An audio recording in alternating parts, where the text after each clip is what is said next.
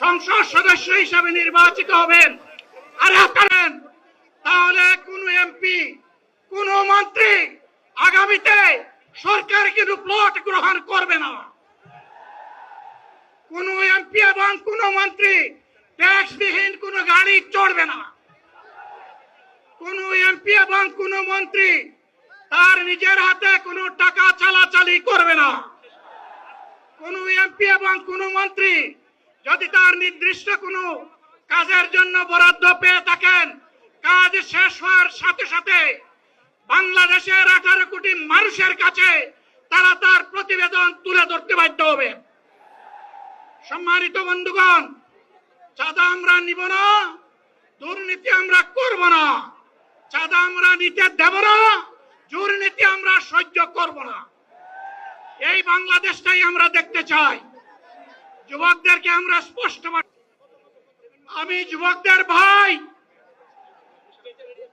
আমি বয়স্কদের সহযোদ্ধা, আমার বোনদের আমি ভাই। সুতরাং তাদের মুক্তির জন্যই আমি দায়িত্ব নিয়ে আজকে এখানে দাঁড়িয়েছিলাম। আল্লাহর ইচ্ছা শরীর আমাকে সাময়িকভাবে সহযোগিতা করে নাই, এটাও আল্লাহর ইচ্ছা যে এখন আল্লাহ আমাকে কথা বলার সুযোগ দিচ্ছেন। আমি বলতে চাই, বাংলাদেশের নির্দিষ্ট কোন শ্রেণীর মুক্তির জন্য আমাদের এই লড়াই নয়। রাস্তার একজন পরিচ্ছন্নতা কর্মী, চা বাগানের একজন শ্রমিক,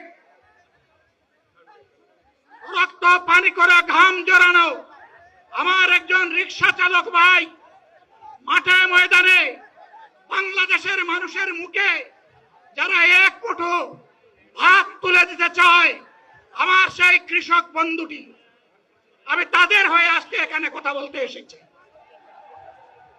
আমি কোন অভিজাত শ্রেণীর হয়ে এখানে কথা বলতে আসিনি।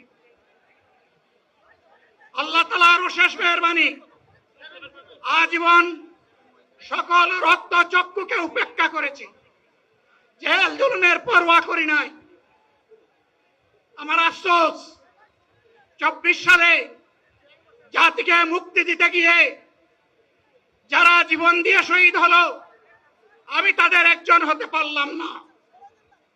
আপনাদের কাছে দোয়া চাই, ইনসাফের ভিত্তিতে একটি দেশ গড়ে তোলার জন্য আগামীতে যে লড়াই হবে, আমার আল্লাহ যেন সেই লড়াইয়ে আমাকে একজন শহীদ হিসাবে কবুল করে।